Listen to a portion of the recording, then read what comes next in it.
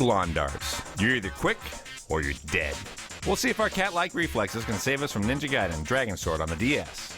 After that, we'll head back to class and get our learn on with Bully Scholarship Edition. Then we're driving to Vegas until the wheels fall off for a look at Rainbow Six Vegas 2. Finally, if you don't know what a glaive is, you probably missed out on some epic 80s fantasy. But even more importantly, you're obligated to watch our debut of Dark Sector. So get your live group together, because you're definitely going to want to recreate this episode of On the Spot.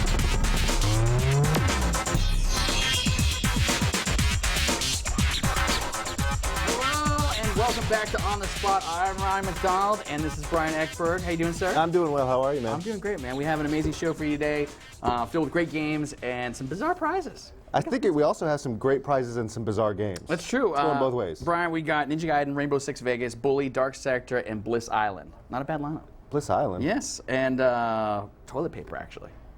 All right, Bliss Island and toilet paper, sure. We'll get back to that later. First, let's go ahead and take a look at Saints Row 2.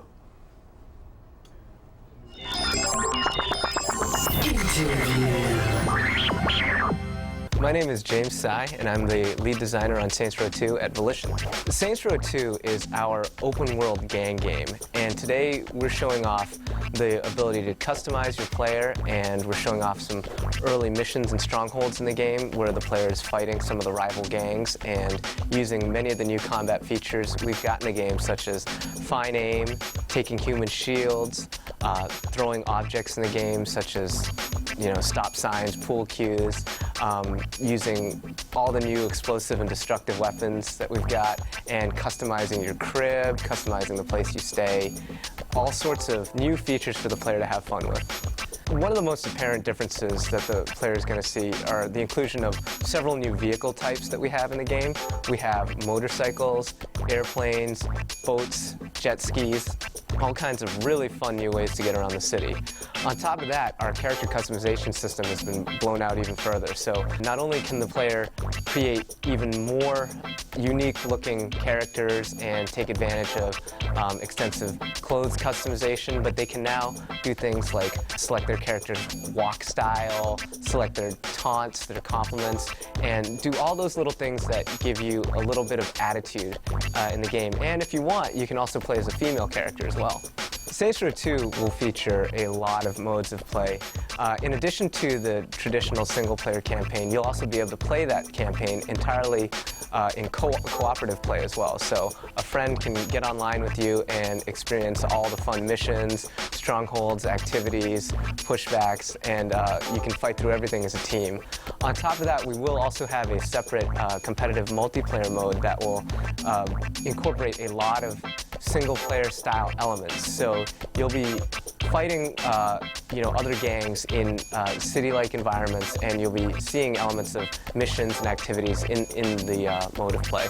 There's a lot of technological improvements that we've been able to take advantage of in Saints Row 2 that are from the lessons we learned on Saints Row 1.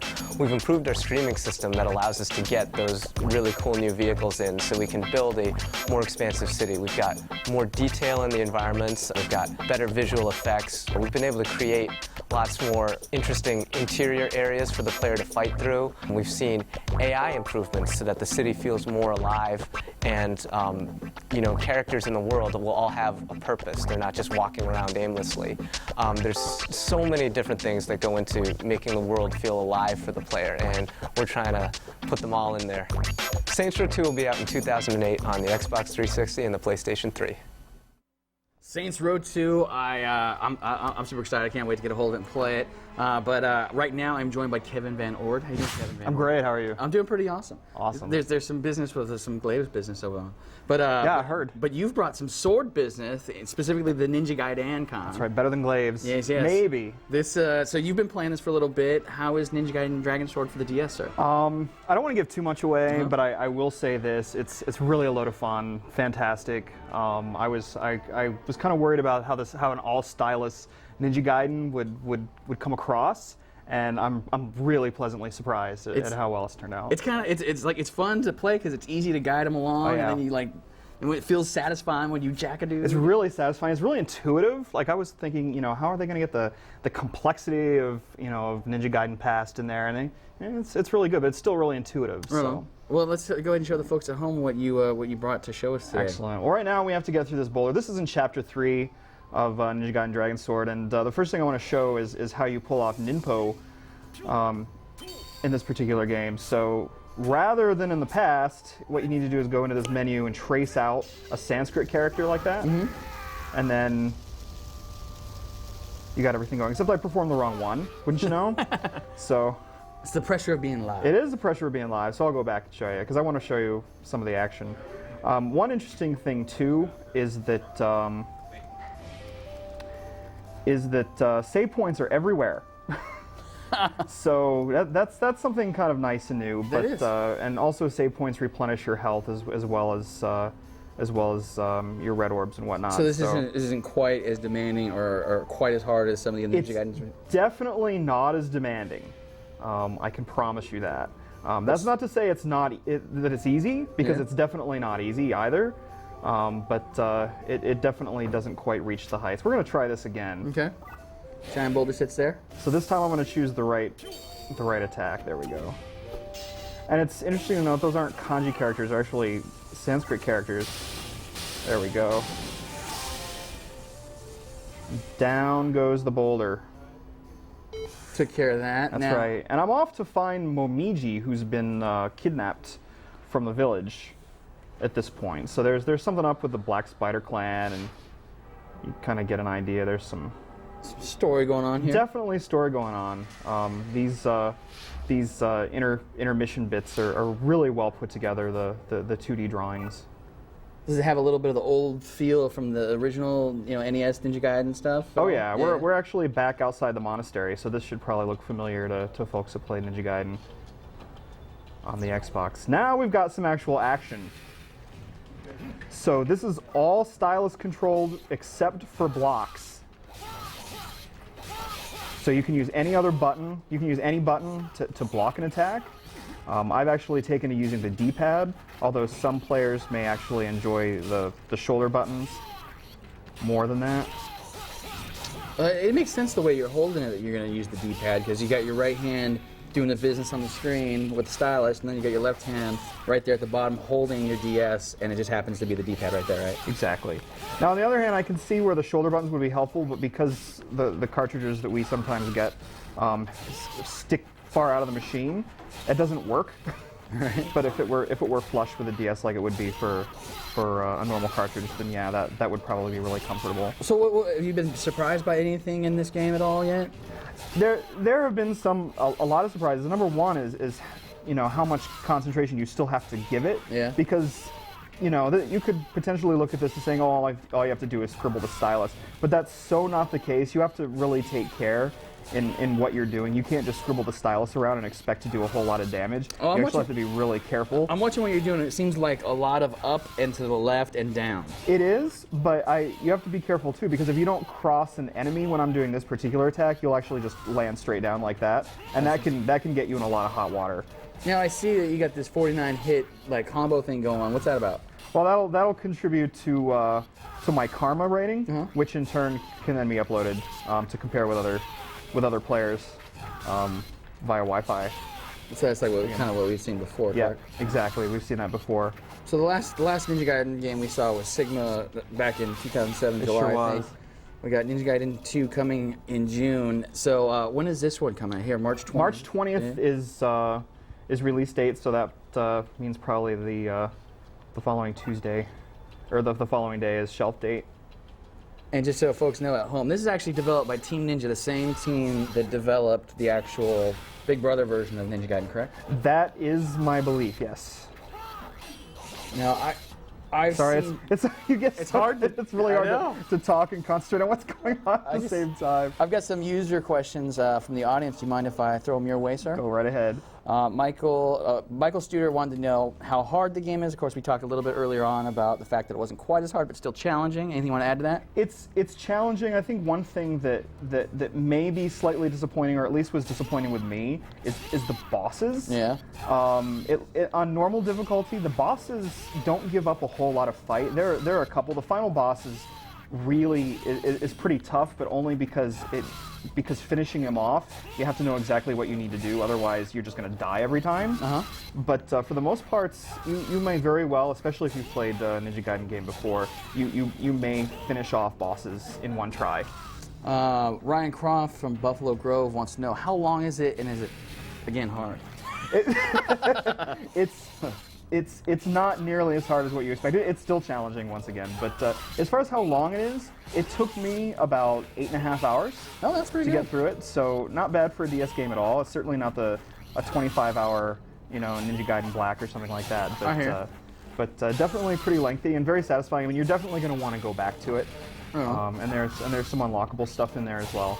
They've always got some good hidden stuff in there. Oh yeah, there's definitely some good stuff in here to unlock that'll keep you coming back. So even though it's 8 hours, I mean, you'll definitely want to come back just because it's so much fun. Now, just in and of itself. Now, just to be clear, Samuel Brackbill asked a question from Wichita. How do you control the character? Now, we talked about it, you're literally just steering him by pointing where you want to go. Exactly, you're just steering him where you're pointing him to go, so in this case, then he goes there. And if you want to jump, you just flick up. If you want to double jump, you flick up twice. If you want to attack coming downward after you jump, you just flick down, and there he goes. So it's really, really intuitive. Now, one of the things that is new here, we have a female character besides our good friend Ryu, correct? Yes, you do. But in your first playthrough, you're only going to get to play as her for the first chapter or so. Oh, is that right? And she bites. Well, I don't want to give anything away. Okay. Not that I think that what happens in the first chapter is going to be much of a spoiler. You're going to know pretty soon, but yeah. You're Ryu by the duration of the game outside of the first chapter. We got a few questions here that I'm not going to contribute to everybody because everybody's asking, or saying no, any one individual. But what about the weapons? Obviously, it's called Dragon Sword. The Dragon Sword is your weapon. That's it. Yeah, but you've got ranged weapons as well. You're obviously, whoops, I didn't mean to do that. You're obviously going to start with Shuriken, but you will unlock bow and arrow as you go along, and then that will get upgraded as you go along as well. But at least for your first playthrough, you get just the Dragon Sword. But that's absolutely fine. You'll still be visiting Muramas's shop to get other goodies, new Ninpo and things like that. So now I can see even just from the time that we've been here playing that you're doing a lot over there on that stylus, dude. It keeps my hand busy, that's for sure. Sherpaul Shub out of Bristol wants to know: does your wrist get tired? No. No. My wrist hasn't got tired. Now there are times where my left hand has ached a little bit from holding the DS the way I have to hold it. But part of that's that big cartridge that sticks out of the back. For our particular cartridge, so for the most part, no, it's been very comfortable. So we got a shot right there of you playing. That's a regular stylus in your hand, but this game comes with some cool bonus katana stylus thing, doesn't it? Does it? Yeah. I had no idea. I guess I should pay more attention. No, it's one of those deals. If you pre-order it, then you get the cool little bonus deal. See, I guess that shows me. I'll be picking up a retail copy, but since this didn't come in a retail box, I didn't know that. Then I will ask you when you do get your retail copy, then how your katana feels, sir. You'll be the first to know. Excellent. We talked a little bit about the unlockables. We talked a little bit about how long it is. There's a lot of questions pouring in here. One thing too is that you will be battling some ninjas, but the story this time really has you battling fiends almost exclusively for the entire game. So you'll be seeing a lot of demon type creatures like what you've seen here today. That pretty much continues to the entire game. So not a whole lot in the way of humanoid enemies, as it were. Well, thank you very much, Kevin Van Ord. Was there anything you'd like to let us know before we leave? Just that it's really awesome. Yeah. I'm having a great time. So I can't wait to get my own copy so I can continue to play it. And that'll be March 20th? March 20th. Our review will go up shortly before that. Excellent. Thank you again for coming by. My pleasure. Really appreciate it. Now we are going to go and take a look at some business across the way. Mr. Brian Eckberg, we've been talking earlier before the show. You've got a guest over there and some skiing business. Is this right? That's right. I've got actually two guests with me. I've got our friends Aaron and Rob from Bandai Namco, and we're checking out Wii Ski. Aaron, tell me about this game. This is a skiing game, right? But there's a couple different ways to control it. Yeah, absolutely. So we're really excited to be bringing out Wii Ski for the Wii. What it is it's a skiing game that features an entire skiing resort that's open for everybody to play, 1 to 4 players. Everything's open, all 14 runs from the very beginning. And what's really unique and exciting about the game is the different control schemes, like you mentioned. You can either play with just the Wii Remote and nunchucks, and you'll use them to simulate your skis and your poles. Or what everybody's really talking about right now is that you can also play with the Wii Balance Board, which will be coming out this May. With Wii Fit. With Wii Fit. Right. And we're going to show you today playing some single player. Rob is going to show us Eagle Sight, one of our 14 runs. Okay. With just using the Wii Remote and nunchuck. And I think he told me before that he was going to take you on in a multiplayer race. And then after that, we're going to show some of the Wii Balance Board, and it really it takes skiing to a new level of accessibility, and anybody can just pick up and play this game. So folks are looking at it now. Give me the basics. How are you controlling this with the Wii Remote and the nunchuck? What are the controls like? So with the Wii Remote and the nunchuck, it's very simple. You point them in the direction you want to ski. Okay. You hold the Wii Remote and nunchuck parallel, straight to go straight. If you want to start turning, you start turning the Wii Remote and nunchuck. The buttons on the nunchuck and the Wii Remote sometimes you use for a little bit of air tricks or maybe to do some wedge turns. Okay. Rob just pulled off a 720. Okay, nice. On that little jump right there. Pretty cool. So, and then you can tuck, you can do tricks. Is that just waggling the... No, they're actually tricks. You learn tricks during the game. Okay. There are 70 events that you can participate in this freestyle mode, which we're in now. As you can see, a lot of the little NPCs have icons over their heads. They want to challenge you. They want your help finding their lost grandma. They want to see if you can beat them in a race. And they'll also teach you things like tricks. You can also go to ski school for somebody who doesn't know how to ski or just wants a refresher course. And there you'll learn things like how to parallel turn, how to wedge stop, and also, like you were saying, how to tuck. When you want to gather speed, you actually turn the Wii Remote and nunchuck 90 degrees, and you end up tucking your poles and give you a little bit more crouching. speed. Yeah. I mean, I hope this makes me look like I'm going really fast. Yeah, you look very speedy. So it looks like the entire mountain is open to you right away, right? Exactly. The entire mountain is completely accessible. You can hit the plus button to pull up the course map and go to any of the 14 runs. They all have a different animal name, and the different color codings are for the level of difficulty. Sort of like the green, blue, and black you'd find on a real ski slope. Bunny slopes to double black diamonds. Yeah. All right. All the way at the top is Lion Peak, where you start at the very top. There are moguls, there are ice, and you can ski all the way down to the bottom of the mountain. Okay, so is it time for multiplayer, or should we go straight to the board? Oh, we should definitely show some multiplayer. Let me get you a Wii Remote and check. So what you can do is actually there are a number of different modes in the game that everything's open at the beginning. There's not only freestyle mode, which has the 70 events, but you can also go to ski races right away. And there are 20 different races, 20 different slalom events, and 5 different mogul events. And you can choose your character. Go ahead and choose him. Okay. And hit OK. And we're just going to do race number 1 because it's the shortest one. And this will also give us a little more time to show all the different options. Now I noticed that Rob's guy looks a lot different than mine. Do you get new outfits and things like that you can collect? Oh, absolutely. We're really happy about this. We've got over 200 different body types. Okay. Totally customizable. You can do boys, girls, mom, dad, grandma, grandpa. You can change things like your outfits. There are over 170 types of gear, including different skis, jackets, goggles, hats. You can also use your Miis. And one of my favorite items that you can unlock is actually a bear suit and a penguin suit. There's even a tuxedo and a wedding dress. Oh. And you can always go back and change your items anytime you want. They don't affect the gameplay at all. It's just about having a good time and making yourself laugh and making your friends laugh and smile at the different wacky costumes. You can even show your friends online. You can take pictures and photos in the game, and you have a photo album where you can save 100 100 different photos, and you can share them on the Wii message board. Cool. Well, that was really fun. I actually won that race. Good. Professional skier in my former life. I think Rob owes you $20. Yes, you do owe me $20. That's okay. I accept checks. So we're actually seeing a quick replay right now, and you can change camera angles when there are multiple players. So sometimes if somebody has a really gnarly spill, you can go back and watch them and laugh at them again. But now I think everybody really wants to see we want to see the board. balance board in use. That's real skiing right there. That's real skiing. This is real skiing too. But using the Wii balance board, it brings it to a whole nother level of realism and fun. All right, so we kind of have to reset the Wii. So Ryan, do you have a question about Wii Ski while we reset things here? I do, sir. I've got all kinds of stuff. Have you guys already talked about the release date? Franklin Hernandez wants to know when that's going to be coming out. Okay, well, Franklin, that's a great question.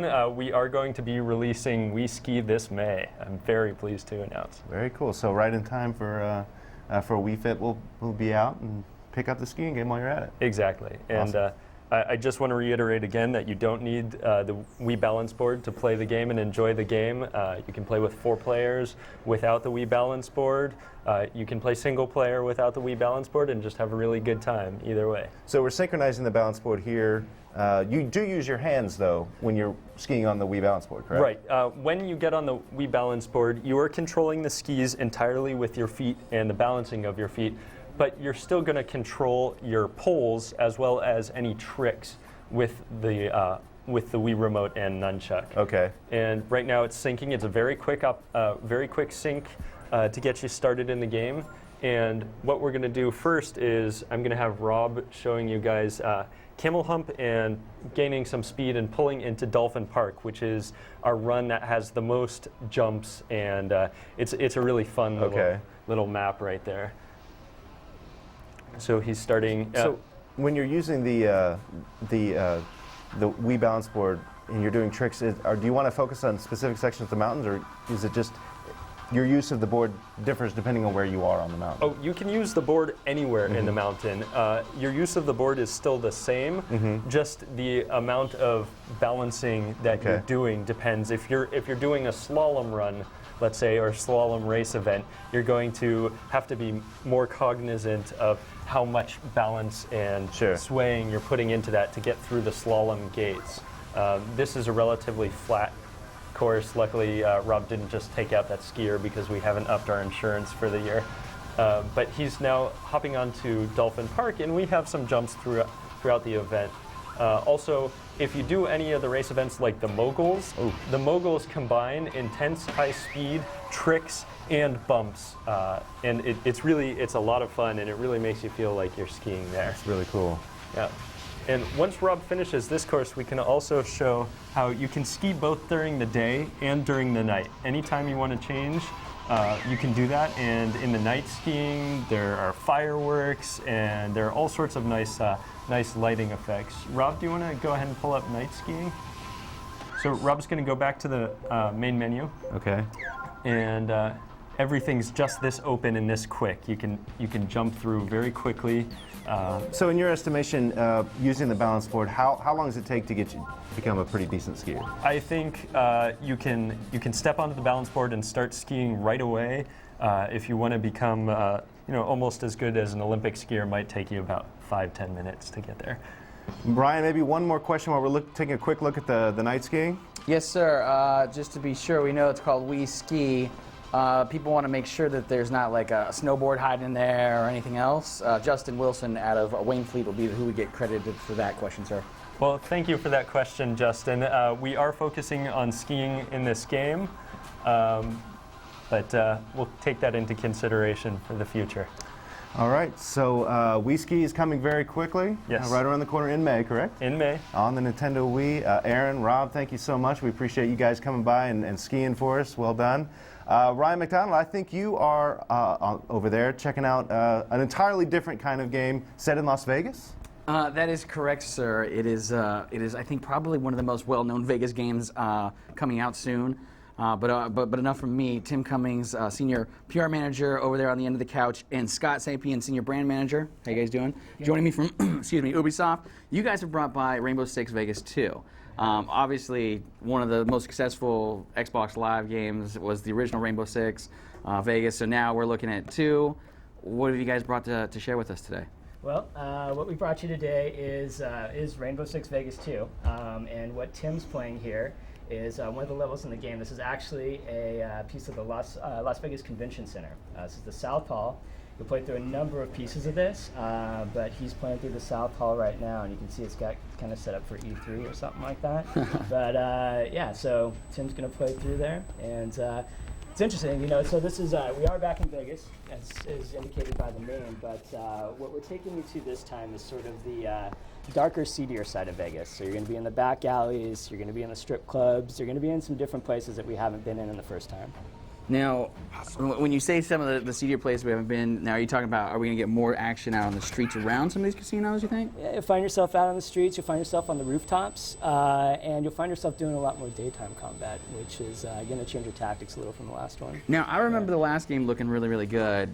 Seeing it right here in front of me for the sequel, is it just my imagination, or is it just a little bit sharper than the last time we saw it? I think it's a little bit sharper myself, too. I'm glad to hear you say that, but I totally agree. I mean, I think this game is like, it's looking beautiful, and we've had a good time playing in the office for sure. Now, you know, 1998 was the first game for the PC that we saw out of the Rainbow Six series from Tom Clancy.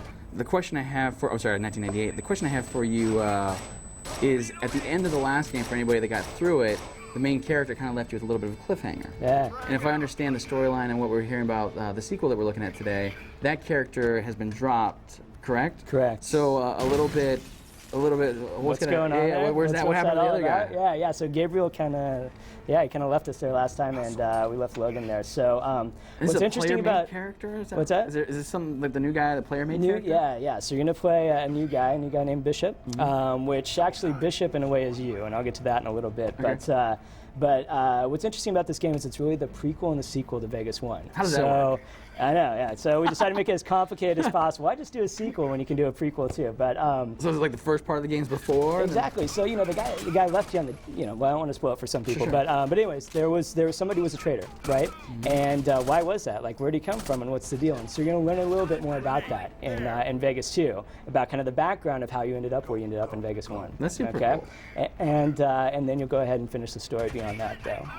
So aside from a little more, it sounds like an involved storyline, what else can we expect from the single-player campaign that we didn't have the first time around? So the single-player campaign, well, first of all, one more point I want to make too is when I say you are Bishop, you are completely customizable as Bishop. So you will play this game as you, and you can do it as a woman, as a man. The voices adjust accordingly, because that would be kind of creepy if you had a female character with a male voice. But anyway, but what you can expect that's new, one of the greatest features that we've added is jump in and jump out for the single-player campaign. So you can play this entire single-player campaign with a buddy. When he needs to leave and go grab a bite, he can jump out and you can keep going. So that's great, and you know, like I said, entirely new maps, some new systems too for upgrading, and so one of the biggest things is that you and your character and the advancements you make will carry over between single-player, co-op, and multiplayer. Looks like Tim didn't make it out of that one. Tim, yeah. You did all right there. You did all right. That's tough, man. That AI is tough. It got another improvement there too. So the AI is definitely, it's been beating me up. I can say that much. So. I'm sorry, you were talking about more the improvements to the single-player campaign. We've also got 11 new weapons for the game, and then, you know, like I said, you're going to finish the story. Better AI. Your teammates are sharper, but the enemy's sharper too. And then if you want me to kind of jump ahead to multiplayer, we got 13 new maps there. I know. I saw that number. I was like, oh, that's super awesome. Yeah, that'll be great. So, you know, one feature I can point out, if maybe Tim wants to pause this really quick, we can show how you're going to upgrade your character here. So, what we've got is a system called ACES, which stands for Advanced Combat Enhancement System. How's that for an acronym? That's pretty good. What that stands for, there's 3 different ways that you can level up your character, essentially. One is marksman here.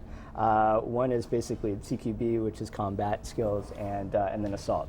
And so basically within those, here's Tim showing you within marksman the different ways that you can level up. And so these will happen throughout both single player, co-op, and multiplayer. So as you do these things right, your character will level up, and the things you gather, you can carry across all those modes. That's pretty sweet. Now, Brian Eckberg, I've got a ton of questions of my own over here, but I have to imagine the ones from the users at home are piling up. You got some?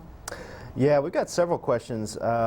Let's see, one from, well, people want to know about the gadgets in the game, if there's any new gadgets, and of course, people always want to know about the weapons. So gadgets and weapons. Gadgets and weapons. So. Thermal scan right now. So this thermal scan will basically do a scan of the entire room and kind of let us know. So that we're seeing up there in the top right, you don't have your mic on, so I'll narrate for you. You got a thermal scan up in the top right. It's one of the new gadgets, and it shows us pretty much anybody in the room. The green guys, I'd have to imagine, are your partners. That guy down there, who is he? Just out of scan range? Yes. Excellent. So he's just out of scan range, and you take it around anyways. So there's the thermal imaging. What else? What else would you like to show us? Basically, there's destructible cover and bullet penetration. So that definitely, like, this table is probably not the greatest place to take cover. There's lots of plywood, etc. Bullets can go right through it. So even though you're undercover, if someone with a sniper rifle might be able to take you out. So you got to continue to move. Sometimes, you want to be behind something concrete like this, and not behind. Plywood or other types of pliable materials that can break. I hear you. So, and also, one good way for Tim to get away from this is to sprint, which is another new feature that we've added to the game. And I think, it's something that's surprisingly simple, but I find myself using a ton. And so it's been another great add that we've gotten there. I think we got time for one more question, Brian Eckberg. Do you have one, sir? Yeah, I've got one. James King from Sacramento wants to know, he hasn't played a Rainbow Six game in a while. I guess the question is, if you haven't played the original Vegas, coming into this, will you be completely lost with the storyline, or will you, does it have its own storyline as a direct continuation from the previous one? That's a great question. You won't be completely lost in the storyline. You could jump in and play this. I'd say you'd probably get more out of the storyline. And as I mentioned, you're going to kind of learn some of the background and the drama. There were some of the things that created the drama at the end of Vegas 1. So it'll be a deeper, more rich experience. But you won't be completely lost if you just dive into this one. Excellent. I think that's about all the time. Anything you want to share with the audience before we move on, sir? Nah, just hope you guys enjoy the game. Looking forward to seeing you online out there. Oh, yeah. And March 18th is the big ship date. Awesome. And so, and what platforms will we see that for on March 18th? You're going to see it on Xbox 360, PS3, and PC. Fantastic. Thank you right. so much, Scott. Great. Really appreciate Thank coming you. over. Thanks a lot, Tim. Excellent driving. Right now, I am going to throw it across the way over here. There's some Scholastic software you have, Brian Eckberg? Yes, that's right. This is Chivalry for the Apple IIe. No, I'm kidding. This is Scholarship Edition, Bully Scholarship Edition. We're joined again, of course, by Kevin Van Ord, and you've been playing this game a lot lately, haven't you? I have been playing the last couple days. So 360, the game was on the PS2, what, 2006? Yeah, PS2 2006. Now Scholarship Edition with some extra content and whatnot for the 360 and the Wii. So we're looking at the 360 version today. Okay. And some of the new content. There's a lot of different types of things in here. First thing I want to show you is one of the new missions. This is actually a kind of an interesting little side storyline. Where did it go? So I've heard that this game has been having problems, Kevin. Why, yes. As a matter of fact, there have been a lot of reports about freezing, crashing. There we go. There we go. Seeing something. I actually have had the system lock up twice on me while playing. It sounds like Rockstar is on top of it. They have issued announcements saying they're working around the clock, trying to figure out what's going on with it. So your situation may vary. They're saying that it might be related to older systems. My own Xbox is just about 2 months old. Okay. Purchased at retail, so I don't know if there's anything to that or not. And so we're seeing some load times. How are the load times in this game? We are seeing some load times. They're actually usually not too bad. They're there more than you would expect for your average 360 game. But I may go ahead and reset this. This is a nice unexpected treat. That might be for our look at Bully. So, yeah, I'm not sure. We're going to boot this back up and hopefully get Bully working. I've got some questions for you, sir.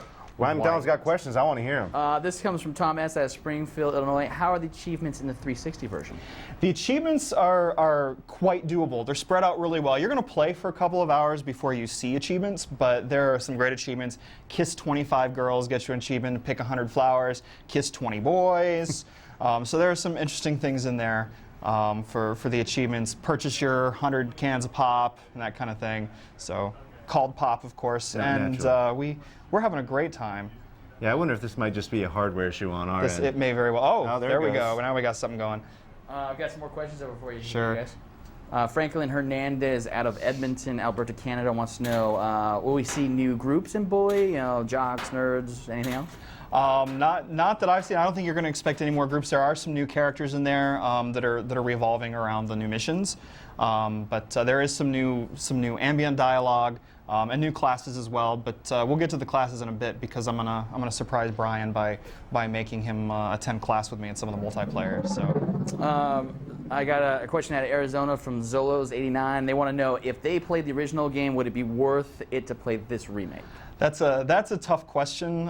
If you really like Bully, I'd say it might be worth it. If you're planning on getting the 360 version, you may want to wait until there's been an announcement that a patch maybe has fixed the performance issues. But I'd say the multiplayer games may actually make it worth it. The new classes are kind of awesome. I've got a couple more questions for you. Danny Sure. Dwyer out of Waterford City, Ireland. How open is the world? Is it a linear story or is the game more sandbox style? You've got a combination of both. It's going to lead you through the missions that you need to go from chapter to chapter, but within those confines you have the ability to attend class, to go do side missions. You can perform errands for people. You can roam about town and purchase stuff. You may get arrested for truancy and sent back to the school, but. Nick out of St. Louis, Missouri wants to know just for sure, is the game the same for the Wii as it is for the 360 in terms of missions and the story? From what I understand, yes. I haven't actually played the Wii version yet. I've been playing through the 360 version. But from what I understand, all the content's actually the same. And we're having a great old time. So most of the content then is most of the content then isn't necessarily new missions and things like that. It's mini games and. Most of the new content, I mean, there are 4 new missions, 4 new classes, which is actually quite an upgrade over what was there before the classes. Really wanted to show you the classes. Yeah. But beyond that, there are some new missions, ambient sounds, and I'm sure I'm missing some other stuff. Definitely new outfits to unlock as well. One of the new classes is music. So I've gotten a few new shirts related to completing music classes and whatnot. And speaking of music, the original Bully had a really great soundtrack. Is it the same this time around? It is the same with some enhancements, so there are some extra tracks in there. The music's really awesome, and the voice acting continues to be really, really great. So, Ryan, yeah. Ryan Krawitz out of Buffalo Grove, he wants to know, any new mini games? Well, yes. I mean, the classes bring along their own mini games in and of themselves. One of the new missions has you throwing snowballs. And the co-op that has been announced is actually 2-player co-op, local co-op, and really all it is not actually co-op. It's just mini games that you play together, but they involve both the arcade games that are found inside the game, as well as competing against each other in the classes. Have you played the Wii version at all? No, I haven't played the Wii version yet. Okay. But probably pretty similar, just different controls, I'd imagine. Different controls. I would actually imagine that biology is one of the new classes. It's actually tough to pull off some of the moves in that minigame using the analog stick, and I imagine that the Wii remote's going to actually help a lot when it comes to that particular minigame. All right. Well, sorry about the hardware difficulty, everyone. We're sorry we can't show you more Bully Scholarship Edition, but Kevin, thanks so much, and talking about the game, we appreciate it. We'll look for your review soon. Absolutely. All right, cool. So, Ryan, I think you're looking at a glaive-based game right now, correct? That is correct, sir. And for the folks at home that have been wondering, what is that flying across their screen? They're about to find out right now. I'm joined by Josh Austin. Hey, Josh. You are a producer over at D3, is that correct? Yes. And you are working on Dark Sector. Yes. Now, for the folks that might not know at home, Dark Sector was actually one of the, if not the very first next-gen game that was shown and talked about. Here we are, like some 4 years later, correct? And we're looking at it live here on the set, and it looks awesome, dude. Tell us a little bit about what it's all about, and why is it that we think it's fun to keep on showing his cool blades spinning across our screens. Dark Sector is about this CIA agent who basically goes into a city to take out this rogue agent who the company wants to find out what he's up to. When you're on your mission, you get attacked, and you wake up the next day with this huge arm and this glaive that pops out, and it's basically the first power he gets. So before that, was he like typical CIA guy, Yes. like in a suit and everything? Actually, the first level, which is actually in black and white too, which is a stylistic, artistic choice, Little right? flashback. Yeah, yeah. It's kind of like James Bond, the new James Bond movie. You know, like before he gets 07 until it's all status. gritty and hard, and he smashes his head in the same. Yeah, totally. So basically, it's like that. It's kind of a tutorial level, but it's not like you throw the grenade into a hole kind of thing. It's more action oriented. And then he gets infected. That's when the color starts seeping into the world, and he's basically landed in Oz. And he's infected. He's got this big glaive that comes out of his arm. He's just trying to figure out, what's going on with this guy. He still has to take him out, and he's also, trying to survive as the infection is spreading throughout all the civilians, and they're killing innocent people. The soldiers are running around killing whoever they see. It doesn't matter if they're infected or not. They've just gone kind of nuts, so they don't want to get infected themselves, so they're running around killing everyone. And Hayden's just kind of in the middle trying to take out this guy and get home and get rid of, figure out where he stands. So you said it, so I feel safe to say it now. The glaive, is that really what you guys call it? Yeah. Now, we went through names like Disc of Death and all this other stuff. We went with the glaive just because it wasn't, for one, it wasn't cheesy. For two, it's kind of what, after crawling, like the movie Blade, stuff like that, that's where it kind of came from, and it turned into like this. The glaive originally was like a long scimitar kind of thing, and it turned into this in the 80s with like the Crawl movie and stuff like that. So yeah, we just went with it. Super cool. Have you been on the project the entire time? Yes, I have. I have not been on it when it was like 4 years ago or something. When D3 picked it up, that's when I started on it. The sci-fi thing was more of a tech thing. They were building the engine for this game, basically. You will see a lot of these sci-fi elements in the game. So like that really crazy tank that's walking around, you actually get to control that. So there's a lot of really cool things in the game that you might notice as like a different variation of that. What are we seeing right here, right now? Right now I'm in level 5. We decided to try and show you something completely new. It's also kind of easy for me to talk and walk through at the same time. It's so hard to play and talk at the same time. But yeah, I'm just basically playing through this area where the main bad guy, Mesner, is trying to ship off some infected to basically spread the infection everywhere. So you get up on the ship, and that last encounter, that last cutscene, that was basically this second boss in the game. And you're just trying to stop the boat from leaving, and he just completely destroys the ship once you release him from his canister, and it starts sinking. So you're trying to get off the ship in time. As you continue that, I will throw some more questions, both my own and people from the audience. I'm sure Brian, I can see him stacking up over here. What about, so all right, so we're on this boat, we're jacking these guys. I see the glaive is on fire at this point. Can you talk about some of the mechanics that you have with the glaive? Yeah, by level 5, you actually pick up a few things like electricity, fire, as you've seen. Basically, everything. We have this philosophy that we've read somewhere in one of the books, where basically, if the learning stops, the fun stops. So we've constantly had little things in the levels that you gain, and you gain little power-ups. Originally, the glaive was made as like basically this thing that would steal weapons or whatever from a distance, and we found out how fun it was to throw it into somebody and watch blood squirt out. So that's why we just went nuts with it, and we've added all these things like you can take and go into after this guy's done. Hitting me here, I'll go into aftertouch mode, which is another power-up you get. You can go into first-person mode and control the thing around, and I just got smacked while I was doing it. Basically, you can go into first-person mode and chop people up in first-person mode, which is really gory and fun.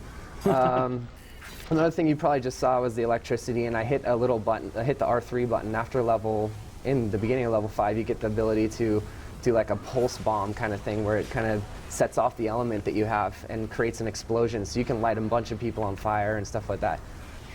Now, the one thing is, like, I remember one of the things I used to pretend when I was a kid after watching Kroll was that, like, it was cool that he could throw it out there and leave it out there, and like it would like all four style cut stuff. Can you do that, or? We tried that, but it didn't focus test so well. I gotcha. The reason being is because it would go and get stuck somewhere, and people would forget it. We had it so it would stick into walls and stuff like that. But we've come with a really happy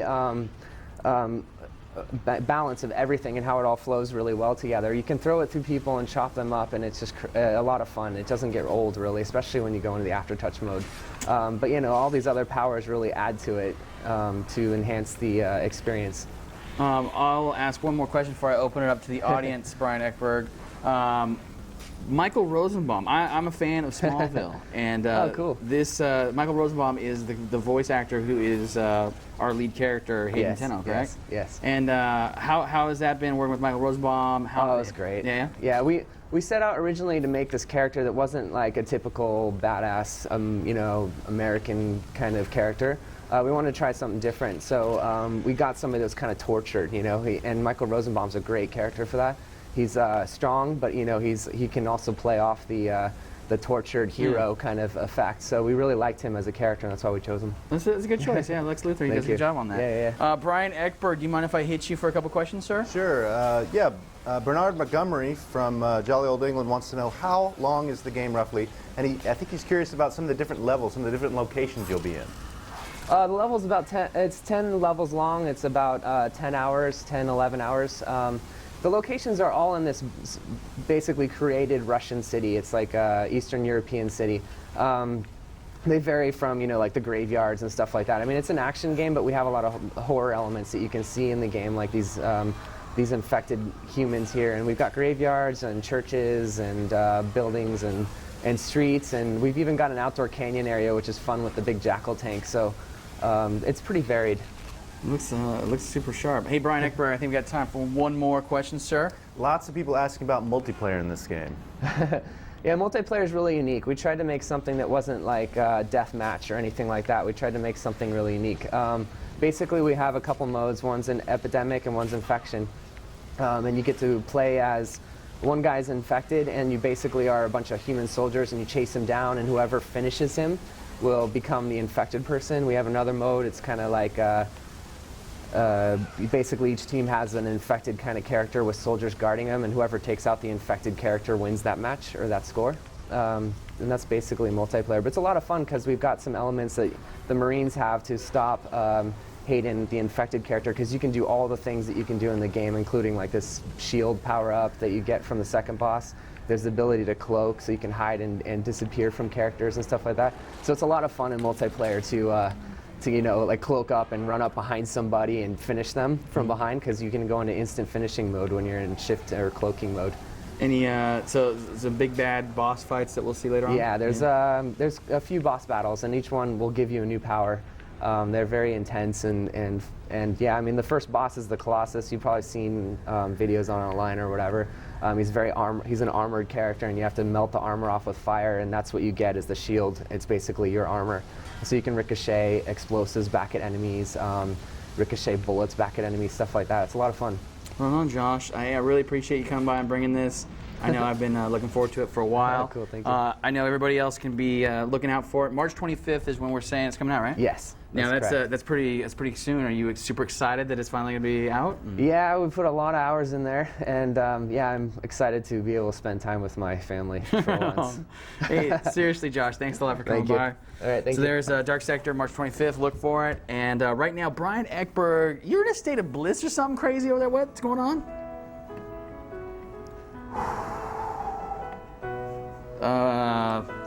Mr. Eckberg, you having a moment? Ah, man, I'm playing Bliss Island. Bliss Island. I hear this is developed by Pom Pom Software originally. What does Bliss Island look like? It's like this game, and there's like these balls, and oh man, it's like the story in these balls, man. They're on this island, right? And they're looking for bliss, and it's like, it's cool, man. Balls. It's just a bunch of balls looking for bliss, which I can totally understand and relate to, you know. I'm gonna help you out with some of the details over here. Originally came out on the PC as a free game, and then it was ported to the PSP for release in Europe in 2006, and then it was ported back to the PC for release in Europe in 2007. And then here we are looking at it today on what appears to be the Xbox 360. You gotta feed this plant. You gotta feed that. So the It's main balls. character is Hoshi the Swoof. Is that right? He shoots. Hoshi the Swoof. What is a swoof? Is that one of the balls you were describing that you see there? Yeah. Watch this. Watch this. Oh. So yeah, Bliss Island, Brian Eckberg. Bliss Island. You play Yoshi and. When's it coming out? All right. Excellent. It's mini games. Perhaps we should look at the gameplay again. What's happening on the screen at this moment? You're shooting these balls into the mouth. There's balls that are going into the mouth. Is it truly Bliss? Where's the island? We're on the island, and there's a hermit crab, and then the balls bounce off the hermit crab and go in the mouth. Fantastic. I think we're going to take a look at Grid. Do you know about Grid over there in Bliss Island? Wait, what were you trying to... Grid, dude. Trying to harsh my buzz, man. Like, they got some dolphins and some unicorns. I don't need any of that. I need some Grid. No, man, I need bliss, man. Don't try to end my bliss. I'm going to end it right now with the help of the people back in the back room. It's my bliss. Everybody, let's bring it back this way. We're going to be taking a look at Grid right now. Let's go ahead and thank you for that, Brian Eckberg. We're going to take a look at some Grid right now. Let's take a look at that, and we'll come back. Don't go away. We got some trivia, got some prizes. We're going to close the show up, so stick around.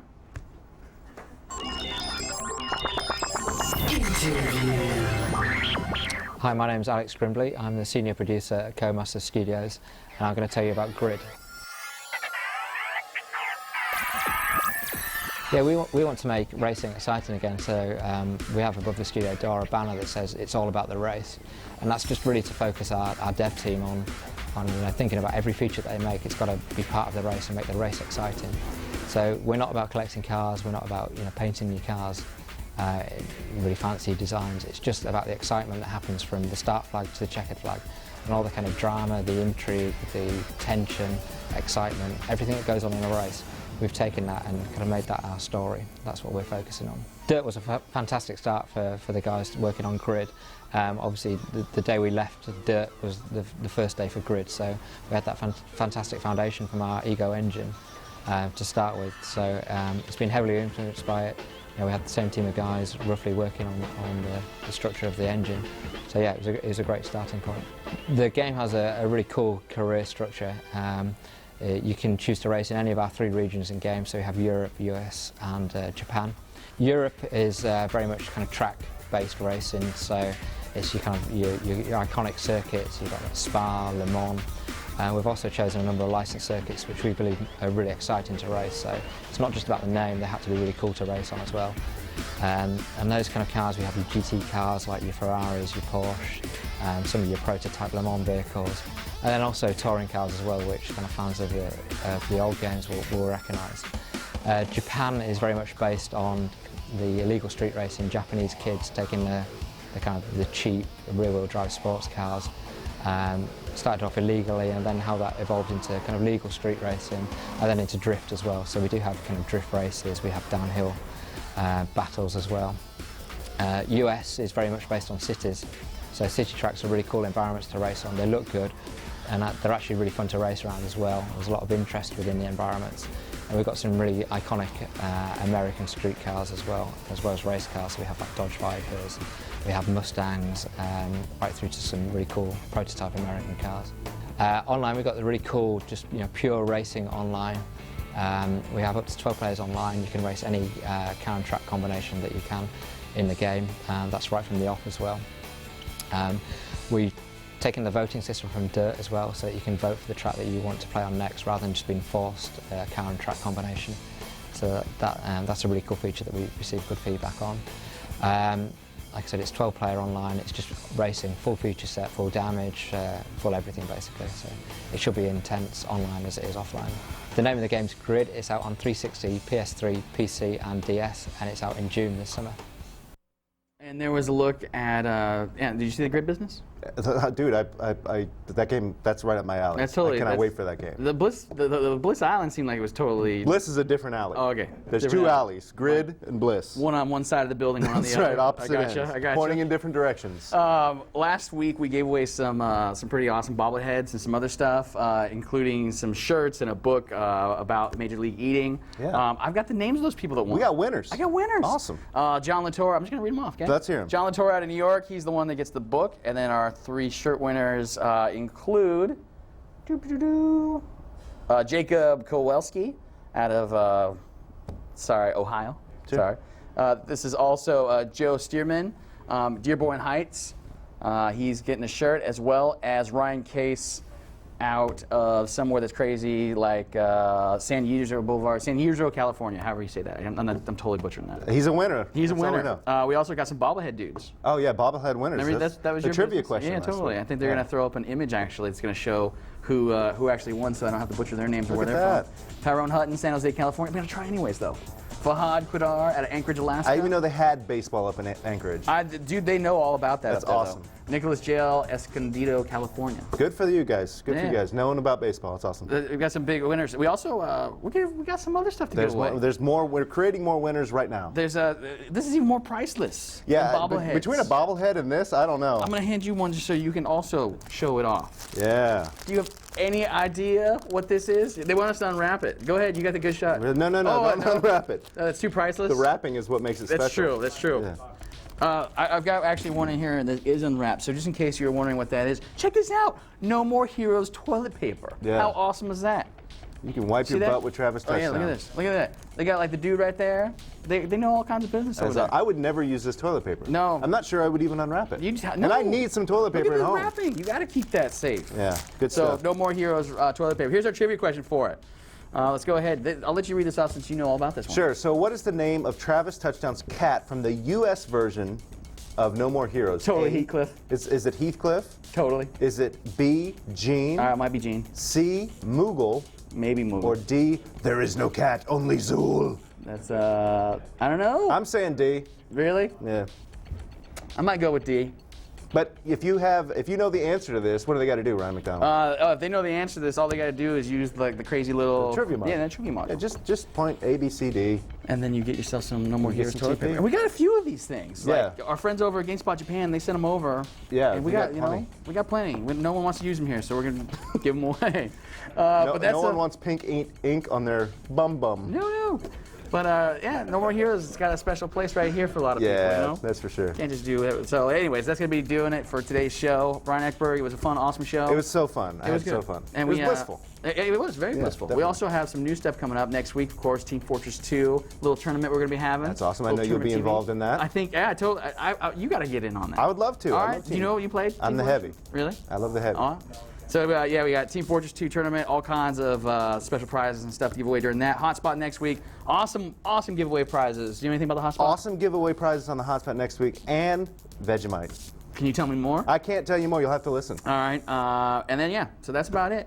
So thank you guys for joining us. Brian Eckberg for the crew. Thank you, crew. Yeah, thank you. Love you guys. I'm ready. Thanks, you guys. Take it easy. Hope you have a good weekend. We'll see you guys next week. Take it easy.